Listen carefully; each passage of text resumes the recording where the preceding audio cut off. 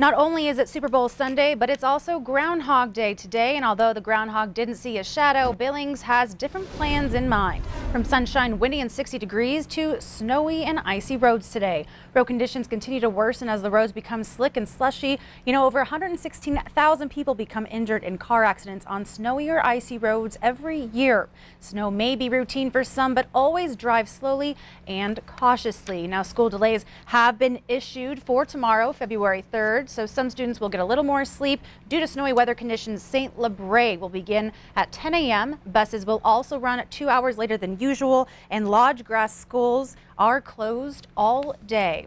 Turning now to weather with Rob Griggs. Man, oh man, did that kind of turn around from windy and sunny, and now it's getting kind of dangerous out there. We had a record high yesterday, then we had a record warm low this morning, and about midnight it was still in the 50s. Well, then it cooled off rapidly. You can see right now from this graphic, all the purple on the map is just that indication of the colder air that's settling in, and of course you can see that big patch of snow, a band of snow falling in and around south central Montana, including in the Billings area, and it does look like February out there, doesn't it? 23 degrees right now, light snow in Billings, no wind, so we don't have a chill factor to deal with. But here are the main headlines. As Zoe pointed out, roads are continuing to ice up, bridges, especially along the highways, problematic, but with snow on top of all of that, it's kind of hard to tell. So just assume there is ice below you and be extra careful on the Monday morning commute. Watch those intersections, school buses and students. We'll have that forecast in just a minute, Zoe.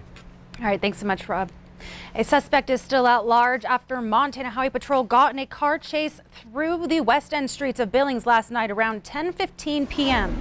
Montana Highway Patrol Trooper Parker tried to make a traffic stop on a black Hyundai GT V6 in the area of King Avenue West and 24th Street West. Now, the suspect fled in the vehicle, reaching speeds up to 100 miles per hour.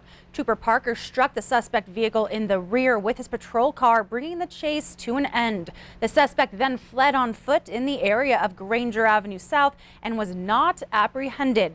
Our reporter on scene saw no license plates on the front or back of the suspect vehicle. A 49-year-old Billings man has died following a Thursday night crash on Neubauer Road.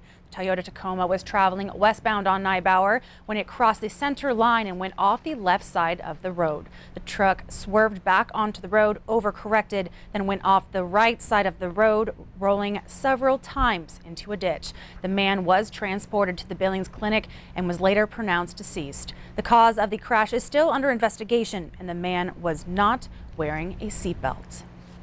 Well, it's been over a year and a half since Dixon woman Jermaine Sharla went missing. Despite the lack of progress in Sharla's case, the search continues. Sharla was last seen near the Orange Street Food Farm on June 16, 2018. Since her disappearance, search warrants and interviews have been completed and dozens of leads investigated. Early this morning, over 20 people braved the cold to conduct a ground search for the now 24-year-old Native American woman. Family members, volunteers, and the lifeguard group circled up as Detective Guy Baker explained the procedure and prompted the group to look for any item or piece of clothing that could be linked to Sharla. The search began at the lower ends of Whispering Pines, and Sharla's family say they won't stop searching until Sharla is found. Anyone with information on Sharla should contact the Missoula Police Department or Detective Guy Baker directly. You can contact and find his information on our website. A small eastern Montana town has a special connection with both of the teams in this year's Super Bowl, the Kansas City Chiefs, along with Joe Montana. During the 1993 football season, the eastern Montana town of Ismay was known as Joe after Joe Montana, a well-known 49ers Hall of Fame quarterback.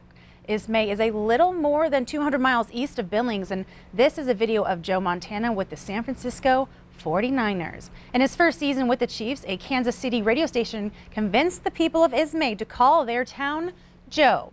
Ismay citizens sold t-shirts and memorabilia to raise money for the Joe Montana Community Center, and the mayor in 1993 is still the mayor, and he said 21 of the residents had a chance to visit Joe at Arrowhead Stadium. We had a half hour, and we were probably more than an hour. We got to visit with him. You know, I think he was as nervous as we were. He came out and gave a good little talk, and then we just started visiting. I don't think we talked football with him, just about family in Montana and different things. And so I think he enjoyed the visit as much as we did. Now it's more, back to the same old, and back to the Ismay history, which, now Joe is part of the history. Although the connection to the 49ers, Mayor Nimitz did disclose he grew up a Chiefs fan, and he and many of Ismays are rooting for the Chiefs. Stay with us, more to come on the 5:30 news. After the break, we tell you the latest on the rapid spreading coronavirus. And later in sports, MTN unveils its newest feature project, the Brotherhood. Stay tuned for an inside look. You're watching MTN News with Zoe Zandora, Storm Tracker weather with Rob Griggs, and sports with Casey Conlon. This is the 5:30 news on Q2, Montana's news leader.